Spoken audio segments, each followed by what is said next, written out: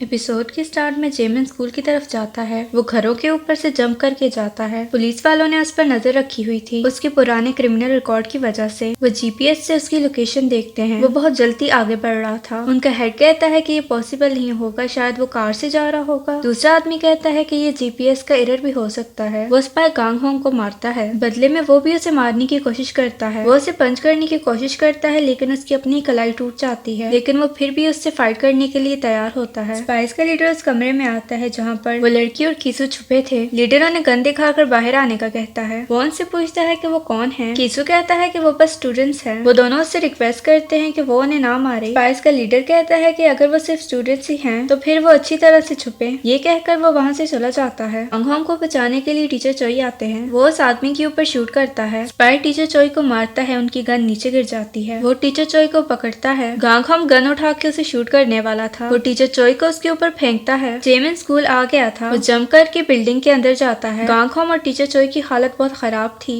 Teacher चोई गांग home को उठाता है। स्पाई आकर गांग होम को पकड़ता है। वो टीचर चोई को कहता है कि अगर उसने फाइल्स के बारे में उसे ना बताया तो वो गांग होम को मार देगा। तभी दीवार टूटती है। जेमिन आ गया है। जेमिन उस आदमी की तरफ भाग कर आता है। वो भी भागता है। जेमिन उस स्पाई को सही पीटता है। वो कहता है कि उसकी हिम्मत कैसे हुई उसके बेटे को हाथ लगाने की। जेमिन उस स्पाई की बहुत बुरी हालत करता है। दूसरी तरफ वो जायंट स्पाई भी अपने जख्म हील करके उठ गया था। वो उसी कॉरिडोर में आता है। जॉन भी वहाँ पर आ जाता है। स्पाई को देखकर जॉन फायर एक्सटिंग्विशर उसके सर पे मारता है। दोनों के दरमियान फाइट होती है। वो बारी बारी एक दूसरे को पंच करते हैं। जॉन उसके ऊपर प्रैंक करके उसे नॉकडाउन करता है। जेमिन उस आदमी को मार मार कर उसे उठाता है और फिर उसे बिल्डिंग से बाहर फेंकता है। गांग होम अपने फादर को रोकता है। वो कहता है कि अब वो अपने बाप से ज्यादा दूर नहीं रह सकता। उसका कहने का मतलब था कि उसको दोबारा जेल ना हो जाए। जेमिन लेट आने के लिए उससे माफी मांगता है। गांग होम रोने लगता है। जॉन को बिल्डिंग में वही चश्मे वाला आदमी नजर आता है। वो टीचर चोई से पूछता है कि क्या वो उस आदमी को जानता है। टीचर चोई कहता है कि वो उसे नहीं जानता। मिसाल दिखाया जाता है 1984 का। एक बच्चा जेल के अंदर था। सोल्जर्स आकर वहाँ पर पड़ी हुई एक डेड बॉडी लेके जाते हैं। एक सोल्जर उससे बच्चे के बारे में पूछता है कि ये अभी तक कैसे जिंदा है। जो भी इस जेल में आता है वो जिंदा नहीं रहता। वो कहता है कि एक बच्चा यहाँ क्या कर रहा है। दूसरा सोल्जर कहता है कि इस बच्चे के माँ बाप ने साउथ कोरिया भागने की कोशिश की थी, जिससे वो तो मारे गए लेकिन ये बच्चा पकड़ा गया। वो बच्चा बड़ा हो जाता है। वो वहाँ पर बैठ के बग्स मारता है। उसकी पावर देख के लग रहा था कि वो भी स्पेशल आदमी है। वो अपने हाथों को फैलाकर हवा को कंट्रोल करता है, जिसकी वजह से उस बिल्डिंग में ब्लास्ट होता है। वहाँ से स्कूल टूट जाता है। जॉन अपने आप को बचाता हुआ उसी चश्मे वाले आदमी की तरफ जाता है। वो भागकर उसकी तरफ आता है। वो आदमी फिर से हवा बनाकर उसे दूर फेंकता है। टीचर चोई और गांग होम मलबे के नीचे दबे हुए थे। जेमिन उन्हें बड़े बड़े पत्थर से बचाता है। गांग होम दीवार पर पंच करता है। बार बार पंच करने से दीवार में होल बन जाता है, जिससे वो तीनों बाहर आते हैं। लीडर प्रिंसिपल ऑफिस में आता है। वो स्पाई को कॉल करता है। बॉन्गसुक ह्यूसो से पूछता है कि उसे लगी तो नहीं। वो कहती है कि उसे कभी चोट नहीं लगती। बॉन्गसुक बातों बातों में ये कन्फेस कर लेता है कि वो उसे पसंद करता है। ह्यूसो कहती है कि वो भी उसे पसंद करती है। उस स्पाई का मोबाइल बजता है, जिससे वो उठ जाता है। लीडर स्पाई को स्कूल आने का कहता है। वो कहता है कि वो उन बच्चों को छोड़े और यहाँ पर उनके पेरेंट्स को संभाले। दूसरे की वाइफ ने उसके 2 सोल्जर्स मार दिए हैं। बॉन्गसुक अपनी पावर से उनकी सारी कन्वर्सेशन सुन लेता है। बॉन्गसुक अपनी माँ का नाम सुनकर स्पाई को रोकता है। बदले में वो स्पाई से शूट करता है। ह्यूसो से बचाती है।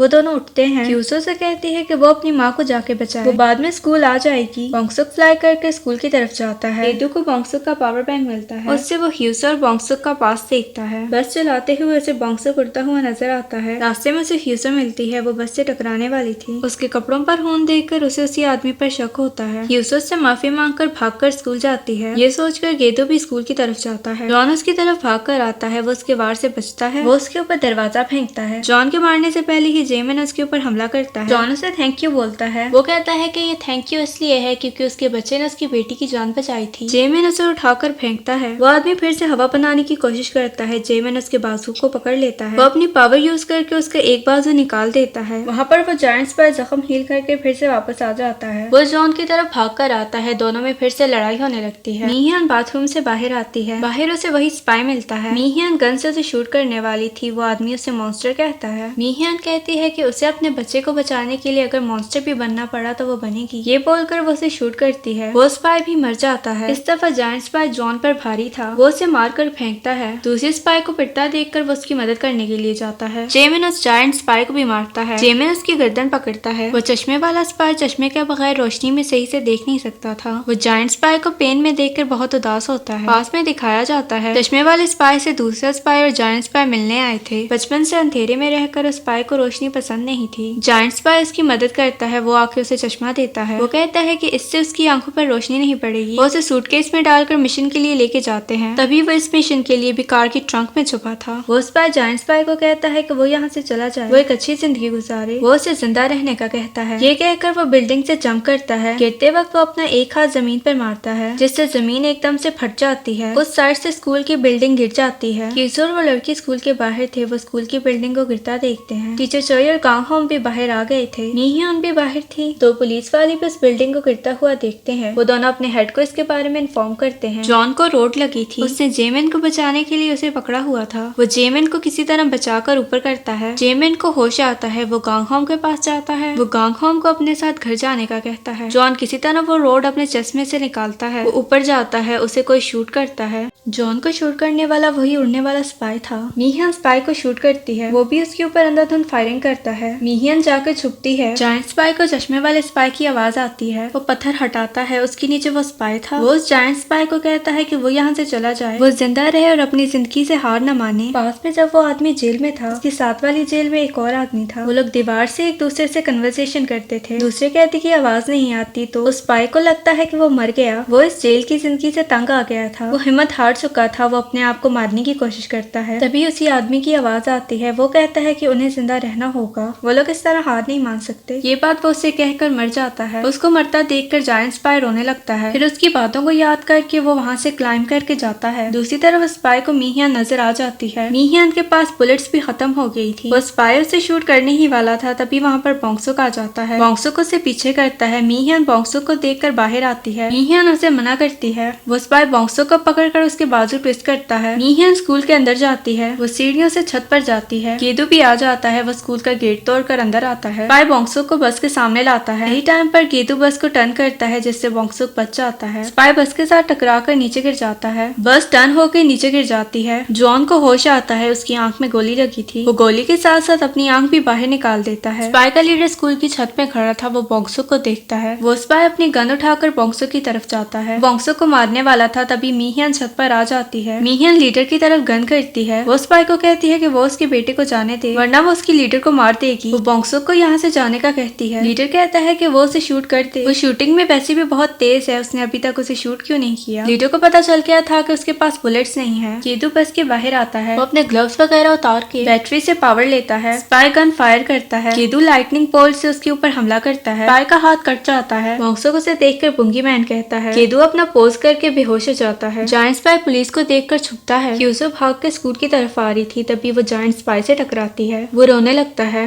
क्यूसो से चुप करवाती है। लीडर ने भी मीहियन के ऊपर गन तानी हुई थी। जॉन भी वहाँ पर आ जाता है। वो उसके ऊपर फायरिंग करता है। लीडर उस स्पाई को जाने का कहता है। लीडर कहता है कि वो यहाँ से चला जाए, वैसे भी उसकी फैमिली है। वो स्पाई वहाँ से भागकर चला जाता है। जॉन फिर से उठता है। वो फिर से उस पर शूट करता है। ये देखकर बोंगसुक गुस्से से लीडर की तरफ आता है। वो गन की डायरेक्शन उसकी तरफ करता है। वो मीहियन से पूछता है कि क्या ये लड़का उसकी फैमिली है। लीडर को याद आता है कि जब वो यहाँ पर मिशन के लिए आया था, वो ये सोचकर यहाँ पर नहीं आया था कि वो आकर बच्चों को मारेगा। उसे बहुत बुरा लगता है। वो बोंगसुक को नहीं मारता। गन से उंगली हटाते ही मीहियन उसके ऊपर हमला करती है, जिससे उसकी गन नीचे गिर जाती है। जॉन उसको पंच करता है। वो भी जॉन को मारता है। जॉन को लेकर वो बिल्डिंग से नीचे कूदने वाला था। जॉन उसका हाथ पकड़ लेता है। मीहियन उसका दूसरा बाजू पकड़ती है। लीडर को याद आता है कि जब उनका हेड उन्हें मिशन दे रहा था, हेड उन्हें सबको मारने का कहता है। वो कहता है वो डायरेक्टली उनके हेड को ही मार दे। इतने ज्यादा मासूम लोगों को मारने की क्या जरूरत है। उनका हेड कहता है कि वो उसे लेक्चर ना दे, उसे जो ऑर्डर मिला है वो उसे पूरा करे। अगर उसने ऐसा ना किया तो वो एक हद्दार कहलाएगा। वो उनसे अपने बाजू को छुड़ाता है। वो नीचे गिरता है, जिससे वो मर जाता है। पुलिस स्कूल के गेट पर आती है। सिक्योरिटी गार्ड उन्हें रोककर फोन देता है। कॉल कमिश्नर की थी। कमिश्नर उन्हें जाने का कहता है। यूसुफ भागकर स्कूल में आती है। सारे पुलिस वाले स्कूल के गेट से ही वापस चले जाते हैं। बोंगसुक अपनी माँ को अपनी पीठ पर उठाता है। वो कहती है कि उसका बेटा कितना बड़ा हो गया है। उसे बचपन की याद आती है जब वो उसे उठा के घुमा करती थी। बोंगसुक अपनी माँ को लेकर वहाँ से चला जाता है। यूसुफ को वहाँ आता देखकर जॉन कहता है कि उसकी बेटी भी कितनी बड़ी हो गई है। अब इन सब का ग्रेजुएशन डे था। यूट्यूब वाली लड़की अपने चैनल के लिए लाइव स्ट्रीम कर रही थी। गांगहम अपने पेरेंट्स के साथ पिक्चर लेता है। यूसुफ भी अपने बाप के साथ पिक्चर लेती है। जो चोई वो फाइल जॉन को देते हैं। जॉन कहता है कि इससे उन्हें कोई प्रॉब्लम तो नहीं होगी। टीचर चोई उससे कहता है कि उसे पता है कि ये फाइल सेफ हाथों में है। यूसुफ क्लास में आकर अपनी सीट पर बैठती है। बोंगसुक नहीं आया था। वो बोंगसुक के साथ गुजारे हुए अपने पल याद करती है। गांगहम बहुत बॉस के पास जाता है जॉब के लिए। इसके बदले वो अपने बाप के क्रिमिनल रिकॉर्ड को हटाने का कहता है। उसे जॉब मिल जाती है। गांग हो वहाँ से जाता है। रास्ते में वो हे वॉन को देखता है। उसे देखकर वो बहुत शॉक्ड होता है। उसके वहाँ आते ही बॉस खड़ा हो जाता है। उसकी बातों से लग रहा था कि वो इस जगह की हेड है, यानी बॉस की भी बॉस। बॉस से कहती है कि क्या वो अपना काम ठीक से नहीं कर सकता। जॉन एक घर से बाहर निकलता है। इधर हम लोग देखते हैं कि उसने प्रिंसिपल को मार दिया है। जॉन ने उसे इसलिए मारा ताकि वो उन्हें दोबारा ना ढूंढ पाए, जिस तरह उसने पहले उन्हें ढूंढा था। नॉर्थ कोरिया में हेड स्पाइस से फाइल्स मांगता है। वो कहता है कि उन्हें फाइल्स नहीं मिली। वो कहता है कि वहाँ जो कुछ भी हुआ वो उसे बताए। उसने ये भी सुना था कि उसका हाथ भी कट चुका है। हेड उससे पूछता है कि क्या स्पेशल एबिलिटीज वाले लोगों के बच्चे भी उन जैसे हैं। स्पाइस से पूछता है कि उसने उनको फाइल्स लाने का ही क्यों कहा। हेड कहता है कि जिस तरह साउथ कोरिया उनको ट्रेनिंग दे रहे थे, वो उनका ट्रेनिंग मेथड कॉपी करके अपने बच्चों पर करेंगे ताकि वो भी उनकी तरह ट्रेन हो सके। वो स्पाई उस हेड को शूट करके मार देता है। पास में वही स्पाई दूसरे स्पाई से पूछता है उसके पास भी स्पेशल पावर्स है। वो कहता है हाँ, वो बहुत स्ट्रॉन्ग है। वो कहता है कि उसे ये जॉब कैसे मिली। पत्थर तोड़ने वाला स्पाई कहता है कि उसकी फैमिली की वजह से उन लोगों ने उसकी फैमिली को मारने की धमकी दी थी। वो कहता है कि वो जल्द ही बाप बनने वाला है। प्रेजेंट में जेल में दूसरिक था। वो स्पाई उसकी तरफ गन फेंकता है और वहाँ से चला जाता है। उसने दूसरिक को आजाद कर दिया था, यानी जो जेल में बैठा आदमी दूसरे आदमी को जीने का कह रहा था वो दूसरिक था। एक सीन में दूसरिक बॉस को शूट कर देता है। वो मर जाता है। दूसरी साइड पर हम जायंट स्पाई को देखते हैं जो कि अब जॉन के साथ उसकी शॉप पर काम करता है। वो चिकन फ्राई करते हुए अपने हाथ भी ऑयल में फ्राई कर देता है। जॉन उसे डांटता है। यूसु आकर कहती है कि वो अंकल को क्यों डांट रहा है। जॉन उसे चिकन की डिलीवरी करने के लिए भेजता है। टीवी पर न्यूज चल रही थी। एक बिल्डिंग में आग लगी थी। एक मिस्टीरियस आदमी ने आकर लोगों को बचाया। वो बताते हैं कि उस मिस्टीरियस आदमी ने येलो कलर का रेनकोट पहना था। उस आदमी की आइडेंटिटी अभी भी नहीं पता। यूसु देखकर बहुत खुश होती है। उसे पता था कि ये बोंगसुक है। येतु भी दोबारा अपनी बस ड्राइविंग की जॉब करता है। बोंगसुक और मीहियान एक नई जगह पर शिफ्ट हो गए थे। दूसरिक वहाँ पर आता है। छत पे पर्पल कलर देखकर वह समझ जाता है कि ये मीहियान का घर है। बोंगसुक कपड़ा उतारने के लिए छत पर आता है। मीहियान भी उसके पीछे आती है। वो दोनों दूसरिक को देखकर बहुत खुश होते हैं। वो तीनों एक दूसरे के गले लगते हैं। यूसु जॉन की मदद करती है डिलीवरीज देने में। उसको देखकर जॉन को जीही की याद आती है। जीही उससे पूछती है कि क्या ये एक हैप्पी एंडिंग है। वो कहता है हाँ। नेक्स्ट सीन में हमें बताया जाता है बॉस की जगह अब एक नया बॉस आया है और वो है मिशन सीकल का हेड। अब NIS का नया बॉस वो होगा। फिर हम लोग फ्रैंक को भी देखते हैं जो कि अभी तक जिंदा है। US का काउंसलर फ्रैंक का नाम कट करता है। वो किसी को कॉल करके कहता है कि वो नंबर 5 यानी एलियस को भेजे। सेकंड सीजन का हिंट देकर ये सीरीज खत्म हो जाती है। अगर आपको वीडियो पसंद आई है तो लाइक, शेयर और सब्सक्राइब करते जाना। मिलते हैं अगली वीडियो में।